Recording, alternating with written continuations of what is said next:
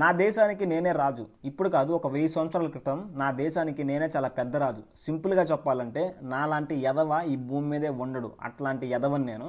కానీ నా గురించి చరిత్రలో చాలా గొప్పగా నిలిచిపోవాలని చెప్పేసి నా గురించి ఒక బుక్ రాయమని చెప్తా. ఆ బుక్ రాసేవాడికి ఏమని చెప్తానంటే, నా గురించి మొత్తం పాజిటివ్గానే రాయాలి. సింపుల్గా ఎట్లా అంటే, నాలాంటి గొప్ప మనిషి ఈ భూమి మీద లేడు అనే విధంగా రాయమని చెప్తా.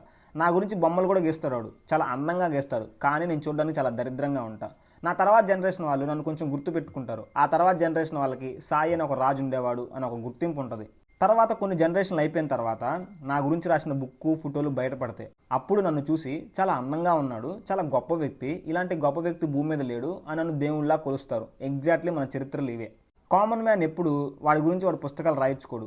అధికారంలో ఉన్న వాళ్ళు పుస్తకాలు రాసుకుంటారు, వాళ్ళ గురించి వాళ్ళు పాజిటివ్గానే రాసుకుంటారు తప్ప నేను ఎదవనని ఎవడూ ఒప్పుకోడు. గొర్రెలు నయం, ఒక గొర్రె ఎక్కడ దూకితే వెనకున్న గొర్రెలు మొత్తం దూకుతాయి, అవి దాని ముందున్న గొర్రెను ఫాలో అవుతాయి. కానీ మనం అసలు మనకు తెలియని వాటి గురించి, మనం విన్న వాటి గురించి, మనం చూడని వాటి గురించి భజన చేసుకుంటా కూర్చుంటాం.